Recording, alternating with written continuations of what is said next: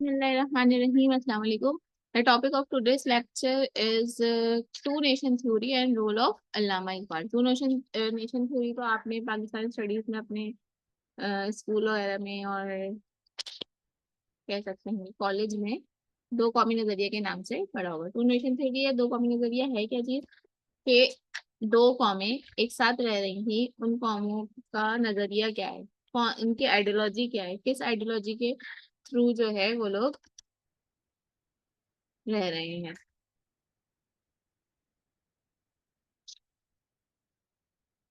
थोड़ी सी मैं एडिटिंग कर लूँ then we will move.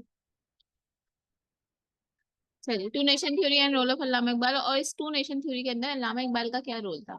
Events in the late 1920 and 1930s led Muslims to begin think that their destiny might be in a separate state। देखिए, जब 1906 में मुस्लिम league का कयाम हुआ तो उसका ये मकसद नहीं था कि वो अलग मुल्क चाहते हैं या एक अलग नेशन की तरह से रहना चाहते हैं, बल्कि उसका मतलब ये था कि जो वहां पे ब्रिटिश राज आ गया है उसमें मुसलमान अपनी राय कैसे दें और अपने रूल्स या अपनी जो है रिलीजियस रसूमात को पूरा करने के लिए अपने लिए बात किस तरह से मनवाएं। मुस्लिम लीग का मेन पर्पज उस टाइम पे ये था। लेकिन आहिस्ता आहिस्ता जैसे जैसे मुसलमानों की नाइंसाफियों में इजाफा होता गया तो 1920 1930 के टाइम मुसलमानों की जो सोच थी वो बदलना शुरू हो गई। वहां मुसलमानों ने सोच लिया कि अब यहाँ इनके साथ गुजारा करना मुश्किल है। हमारी डेस्टिनी क्या है कि हमें एक सेपरेट स्टेट की जरूरत है, और ऐसी सेपरेट स्टेट जिसकी बुनियाद जो है इस्लाम के ऊपर रखी जाए। तो फिर उन्होंने क्लियरली पार्टीशन का मुतालबा किया। Motilal Nehru convenes an all-party conference in 1929 to suggest changes that would lead to independence when British took up the report of Simon Commission। अच्छा जी, 1929 में क्या हुआ कि नेहरू ने एक ऑल पार्टी कॉन्फ्रेंस रखी जिसके अंदर जो है that would lead to independence, जिसके अंदर जो बातें की गई वो फिर इस तरफ को गई कि इंडिपेंडेंस की तरफ, के इंडिपेंडेंस होनी चाहिए और अलग कंट्री होनी चाहिए। British took up the report of Simon Commission, और ब्रिटिश ने इस चीज की रिपोर्ट ली सिमन कमीशन की। The majority of delegates demand the end of the system of separate electorates. लेकिन मेजोरिटी ने क्या डिमांड की कि जो सेपरेट इलेक्टोरेट्स आए हुए हैं यानी अलग अलग कौमों के, उनको हटा दिया जाए, उनको खत्म कर दिया जाए और ऐसा सिस्टम है जिसमें सिर्फ ब्रिटिश का ही राज हो।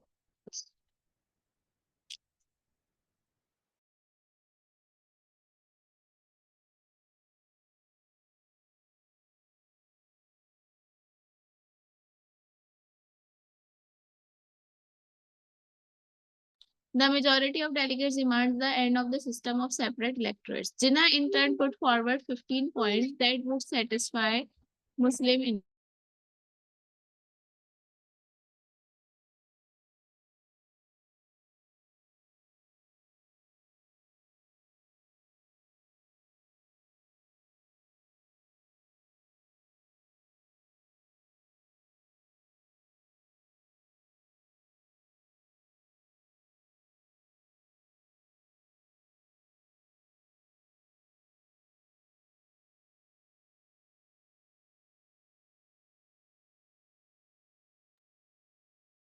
The majority of delegates demands the end of the system of separate electorates. Jinnah in turn put forward 15 points that कायदे में 14 नुकात हैं, वो मशहूर है यहाँ। Sorry.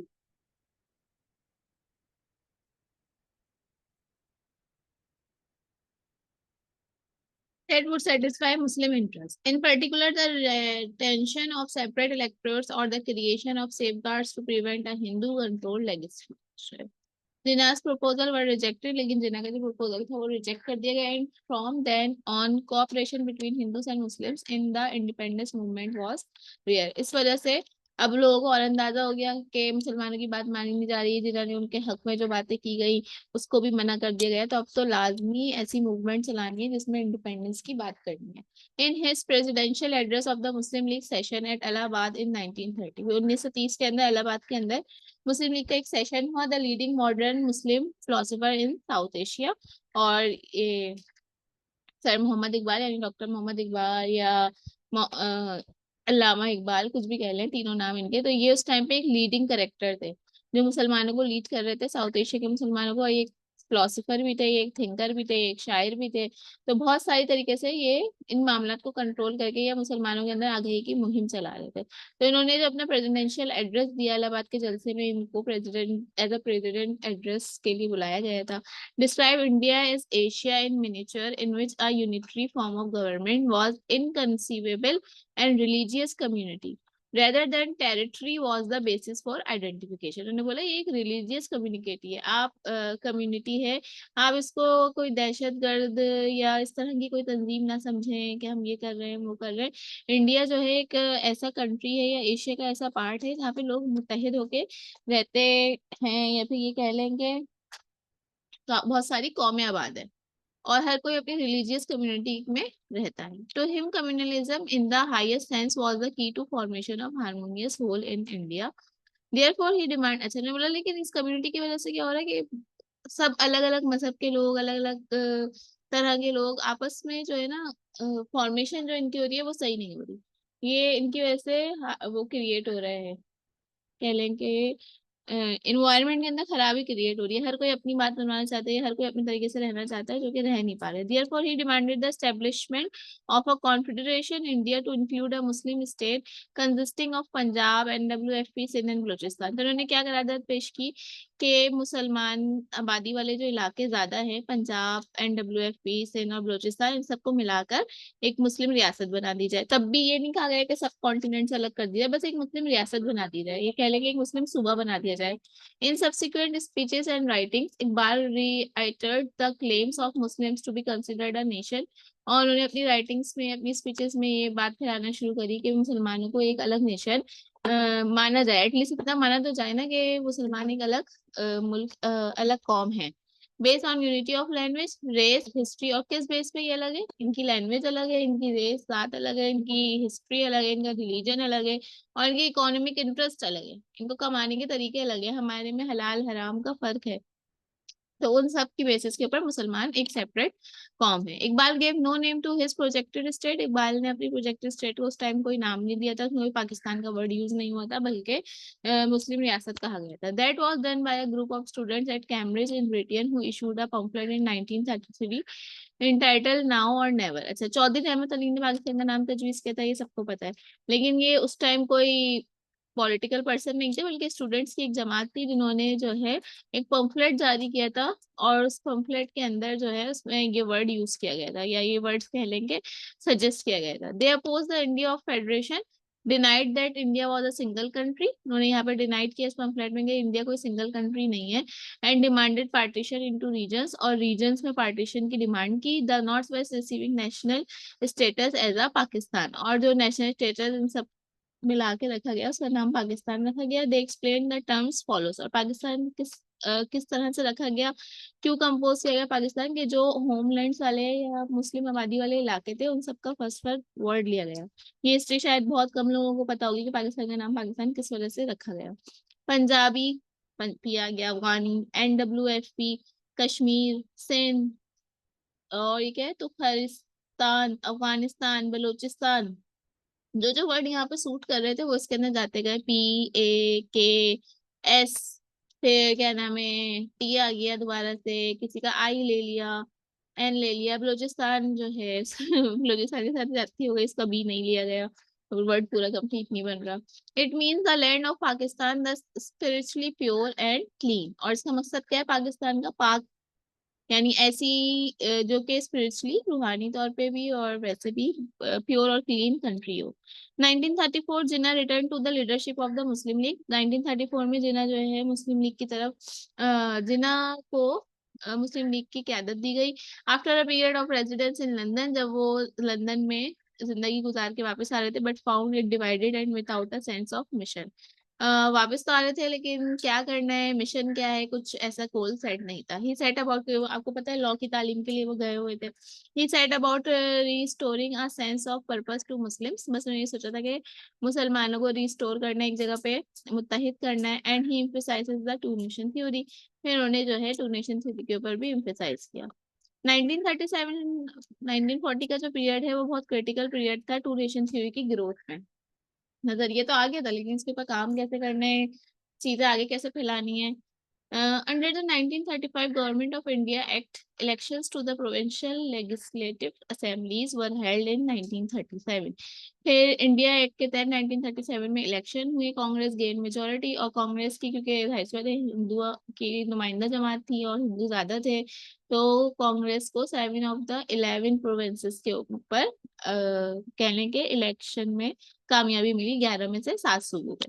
Congress took a strictly legalistic stand on the formation of provincial ministries and refused to form coalition government with the Muslim League. अब जो जहाँ पे उनको वोट नहीं मिला, किसको मिला? मुस्लिम लीग को मिला, लेकिन कांग्रेस ने इसकी बहुत ज्यादा मुखालफत की कि हम इनके साथ मिलकर हुकूमत कायम नहीं करेंगे। Which had substantial Muslim minority provinces such as Punjab and WFP. The conduct of Congress government in Muslim minority provinces permanently alienated the Muslim League. अच्छा जी, the conduct of Congress government in Muslim minority, Muslim minority वाले provinces जो हैं वहां पे जो है इनको नहीं दिया जाएगा मुस्लिम लीग को कोई भी जगह। By the late 1930s, Jinnah was convinced of the need for an unifying issue among Muslims. 1930 में जिन्ना को बहुत ज्यादा कन्विंस किया गया कि भैया आप तमाम इश्यूज को सॉल्व करवाएं, and Pakistan was the obvious answer, और इसका आंसर यही था, इसका हल यही था कि पाकिस्तान कायम किया जाए। As its annual session in Lahore on March 23, 1940, and Lahore का जो सेशन हुआ 1940 के अंदर, the Muslim League resolve that the areas of Muslim majority in north western and eastern India should be group together to constitute independence plan. अच्छा जी, मुस्लिम league ने इस मसले का क्या हल निकाला कि मुस्लिम मेजोरिटी वाले जो इलाके हैं नॉर्थ वेस्टर्न ईस्टर्न इंडिया, उन सब उन दोनों को मिला के एक इंडिपेंडेंस प्लान बने। Without this provision was unacceptable to Muslims. अच्छा, इसके अलावा जो है कोई और प्रोविजन जो है मुसलमानों एक्सेप्ट नहीं करेंगे। फेडरेशन वाज रिजेक्टेड, लेकिन जो फेडरेशन थी उन लोगों की हिंदू की, उन्होंने इसको रिजेक्ट कर दिया। The Lahore resolution forwarded by Sher Bangal. अच्छा जी, शेर बंगाल किसको कहा जाता है? Mister A.K. फजले हक, ये बंगाल के लीडर थे। इन्होंने बंगालियों के लिए बहुत ज्यादा काम किया, उस इलाके के लिए बहुत ज्यादा काम किया। बंगाल पहले हमारे साथ ही था, लेकिन फिर जो नाइंसाफी थे हिंदू और अंग्रेज मिलके मुसलमानों के साथ कर रहे थे, इस तरह मुसलमानों ने फिर बंगाल के मुसलमानों के साथ वो नाइंसाफी की, उनके राइट्स देने में, उनको तिजारत में हिस्सा देने में। बीच में असल में दोनों बंगाल में और जो बाकी के इलाके हैं पाकिस्तान के, उनमें डिफरेंस था। सफर की मुश्किलात थी और आमदरफ्त के जराए नहीं थे, उसके अलावा कोई इंफॉर्मेशन भेजनी हो तो उस टाइम पे तो मोबाइल टेलीफोन इंटरनेट सर्विस ये सब चीजें भी नहीं थी, तो वहां तक कोई बात पहुंचाने में टाइम लगता था। और ये भी होता था बीच में जो लड़ाई कराने वाले लोग हैं, ये कह लेंगे तोड़ने वाले लोग हैं, तो यहाँ पे कोई और आइन मंजूर है, यहाँ पे कोई और बात मंजूर है, वहां उन तक वो बात गलत अल्फाज में पहुंचाई जा रही थी। फिर जो है और भी मसले मसाइल थे जो कि हमने इस कोर्स में इंक्लूड नहीं किए हैं, और वो भी पाकिस्तान स्टडीज में कभी भी बंगाल और ये क्यों जुदा हुआ इसकी इतनी ज्यादा डिटेल नहीं दी जाती। लेकिन इसके असल हकाइक ये हैं कि यहाँ के मुसलमानों के साथ भी नाइंसाफियां हो रही थी, तो फिर उन्होंने मुसलमानों से भी अलग इख्तियार किया, बिल्कुल ना मुसलमानों के साथ रहे वो, ना हिंदुओं के साथ रहे, बल्कि अपनी एक सेपरेट लैंड बनाई और उसके अंदर मुसलमानों के साथ सिर्फ बंगाल के मुसलमानों का अलग एक कंट्री बन गया। शेर बंगाल इनको इसलिए कहा जाता है कि उन्होंने वहां के मुसलमानों के लिए काफी काम किया। was often referred to as the Pakistan Resolution, ये पहले ऑब्वियसली ये भी पाकिस्तान के साथ ही थे। However, the word Pakistan did not appear in it. अच्छा, जब तक रेजोल्यूशन पास हुई है 1940 में, जब तक भी पाकिस्तान का नाम जो है ये लोगों के जहन में था, बोला गया था, लेकिन तजवीज नहीं हुआ था, सिर्फ रेजोल्यूशन ही कहा जा रहा था, इंडिपेंडेंस मूवमेंट कहा जा रहा था। An interesting aspect of the Pakistan movement was that it received its greatest support from area in which Muslims were a minority. अच्छा, जहाँ इलाकों में मुस्लिम्स माइनॉरिटी में थे वहां से ज्यादा इसको सपोर्ट मिल रही थी, क्योंकि उनको अपनी अपने उनके वो ज्यादा परेशानी में थे ना, हिंदू सिख सब साथ थे, सब उनको परेशान कर रहे थे, तो उनको तो आजादी और ज्यादा चाहिए थी, उसकी जरूरत उनको ज्यादा थी। जो वहाँ मुसलमान आबादी वाले इलाके ज्यादा थे, वो थे ही मुसलमान, तो एक दूसरे के साथ कोऑपरेट करके किसी न किसी तरह का गुजारा कर लेते थे। लेकिन जहाँ माइनॉरिटी में थे ये बहुत ज्यादा जो है कह लें कि जिंदगी बहुत मुश्किल में बसर कर रहे थे, तो इन्होंने बहुत सपोर्ट किया, डर खौफ निकाल के अपने अंदर से। ऑब्वियसली बहुत सारे लोगों की नुकसान भी हुआ, जानों का नुकसान हुआ, जान माल इज्जत हर चीज पामाल की गई, और एक बहुत दुख भरी दास्तान। अभी भी आप अगर अपने बड़ों के साथ बैठे हैं, अपने नाना नानी दादा दादी के साथ, जो कि इंडिया से होकर आए हैं, तो आपको काफी कहानियां पता चलेंगी, काफी किस्से पता चलेंगे कि किस तरह किस मुश्किल से जद्दोजहद आजादी की चली और किस तरह ये लोग आजाद हुए। अगर मैं अपने घर की बात करूँ, अपनी दादी की बात करूँ, तो वो अक्सर हमें इस तरह की, वो भी इंडिया से आई थी, तो बताती हैं कि किस किस तरह से सिख अक्सर आ जाते थे हमला करने। अच्छा, घर में लड़कियां वगैरह होती थी, तो बोलती थी हम लोग अपने चेहरे पे कोयला वगैरह मल के रखते थे कि जैसे हम काले लगे, बस सूरत लगे, और अपना हुलिया बहुत खराब रखते थे। फिर जब शिफ्टिंग हुई पाकिस्तान और इंडिया, जब आजाद हो गए 1947 में, उन्हें यहाँ हिजरत करके आना था। उस टाइम वसाइल बहुत कम थे, इतने ज्यादा आए किस तरह से ना, जहाज वगैरह चल रहे थे जो कि लेकर आते थे, पानी का जहाज और ऐसे एरोप्लेन। एरोप्लेन के जरिए काफी लोगों को लाया गया। अब जब लाया गया तो जैसे अगर अब कह लेंगे एक प्लेन के अंदर 100 लोगों की गुंजाइश है, 100 सीटें लगी हुई हैं, तो 100 ही लोग जा सकते हैं। लेकिन बहुत सारे लोगों ने हिजरत करनी है, रिसोर्सेज कम है, बार बार पेट्रोल का, फ्यूल का खर्चा और फिर स्टाफ का खर्चा, ये कैसे बर्दाश्त होगा। तो जहाज की तमाम सीटें निकाल के जहाज में दरियां बिछा के ये लोग जहाज में बैठकर इस तरह से आए थे। अच्छा, और उन लोग के पास जो माल वगैरह था वो भी रास्ते में छीनने का डर था कि घर से लेके वहां तक जा रहे हैं। तो उन्होंने क्या किया था, अपने जेवर वगैरह और कुछ पैसे तकिए के अंदर सिए थे बकायदा, फिर उसके ऊपर और कवर रुइयां कपड़े वपड़े ठूस के तकिए बनाए थे, और इस तरह से ये अपने कीमती सामान यहाँ लेकर आए थे। बाकी जो कुछ भी था वो सब जो है वहीं पे छोड़ दिया था, जो बड़ा बड़ा सामान ये नहीं ला सकते, सिर्फ थोड़ा बहुत सामान रखा था। फिर यहाँ पे इनको क्वार्टर्स अलॉट किए गए थे, जो भी यहाँ के लोग भी तो वहां गए थे इंडिया के, जब अलग हुआ कंट्री, तो जो यहाँ पे क्वार्टर्स थे वो उनको दिए गए। एक कैंट दफ्तर सा बना हुआ था, वहाँ पे लोग अपनी एंट्री करवाते थे, भाई ये लोग आए हैं, और उनको इस तरह से क्वार्टर्स में रहने को, और बराबर बराबर क्वार्टर्स बने हुए थे, इसमें लोग ज्यादा के रहते थे, खाने पीने का सब सामान जैसे भी होता था कर लेते थे। फिर और ज्यादातर ये जो रेलवे कॉलोनीज है, आप देखते हैं वलीर वगैरह के इलाके हैं, ये बहुत ज्यादा गुंजानाबाद इलाके हैं, यानी यहाँ पे आबादी बहुत ज्यादा है। वो किस वजह से लोग आते थे, तो रेलवे स्टेशन के करीब करीब ही जगह ढूंढते थे कि वहीं कहीं उनको मिल जाए जमीन वगैरह, और वहां पे वो आबाद हो जाए। घर ये लोग अपने बहुत बड़े बड़े वहां छोड़कर आए हैं, जैसे मेरी दादी बताती हैं कि वहां पे जो घर होते थे काफी सारे कमरे होते थे, बड़ा सा सहन होता था, ऊपर का भी होता था फ्लोर, और इस तरह से बहुत, मतलब लाइफ स्टाइल लोगों का इस अंदाज में अच्छा था कि मतलब घर वर सब बहुत खुले खुले हवादार, बड़ी बड़े बड़े ऐसे होते थे। और रहते भी ज्यादातर लोग, मतलब बहुत सारी फैमिली एक ही घर में रहती थी, तो इस हिसाब से घर भी बने होते हैं। लेकिन अब यहाँ फिर इनके लिए सब जो है छोटे छोटे क्वार्टर्स में रहना, और खाना पीना बिल्कुल नहीं हो पाता था, तो जिंदगी बहुत ज्यादा मुश्किल में थी। तो इसलिए लोगों को कहा जाता है कि आज़ादी की कदर करें, जो आज़ादी मिल गई है इसको खोई नहीं, अल्लाह का शुक्र अदा करें कि हमारे बड़ों ने हमारे लिए इतनी कुर्बानियां दी हैं और उन्होंने मुल्क को आज़ाद करवाया। इसकी मुल्क की हिफाजत करना अब हमारी जिम्मेदारी है, हम किस तरह इसकी हिफाजत कर रहे हैं। 14 अगस्त पे बाजे बजा के और शर्ट्स पहन के, सिर्फ यही इसका मकसद है 14 अगस्त का? ये 14 अगस्त का मकसद ये भी है कि हम इन कुर्बानियों को याद करें और अपने आप से ये अहद करें कि हमें इस मुल्क को कैसे लेके चलना है, हमें इस मुल्क की पॉजिटिविटी के लिए क्या रोल अदा करना है, इस मुल्क के बच्चों को किस तरह से समझाना है। हम देखते हैं बच्चे बदतमीजी कर रहे हैं, लड़ रहे हैं, झगड़ रहे हैं, गलत लैंग्वेज यूज कर रहे हैं, इग्नोर करते हैं, आगे चले जाते हैं, अपने घर के ही बच्चे हैं तो भाई छोड़ो, वैसे बोल रहे हैं बोलने दो। लेकिन उनकी तरबियत करना, अब आप लोग तो यूनिवर्सिटी लेवल के स्टूडेंट्स हैं ना, आप लोग का फर्ज बनता है आपसे जो छोटे हैं उनको भी समझाएं और खुद भी समझें कि लड़ाई झगड़ा और बैड लैंग्वेज, एब्यूजेस, इस तरह की चीजें ना करें। पाकिस्तान को अगर प्रमोट करना है, अपनी एजुकेशन को अच्छा बनाएं, एजुकेशन के थ्रू ही आप चीजों को प्रमोट कर सकते हैं। अपने मजहबी अकायद को मजबूत रखें। मुसलमान हिंदू सिख एक हद तक अब साथ रह रहे हैं, अगर कोई साथ में क्लास में है आपकी, तो वहां पे उसके साथ मुत्तहिद रहना, उसके साथ रवैया अच्छा रखना, ये एक अलग बात है। लेकिन जो आपके रिलीजियस कॉन्सेप्ट्स हैं उनको मिक्सअप ना करें।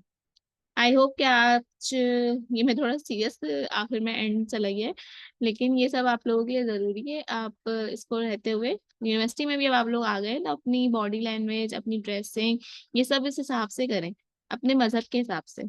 स्पेशली मैं गर्ल्स को कह रही हूँ, यूनिवर्सिटी में जब आए तो जरा अपने आप पे ध्यान दें, ठीक है। बॉयज को कहूंगी कि वो अपनी लैंग्वेज का ख्याल रखें और अपने मैनर्स अच्छे रखें, ठीक है। आज के लिए इतना काफी है। अल्लाह हाफिज।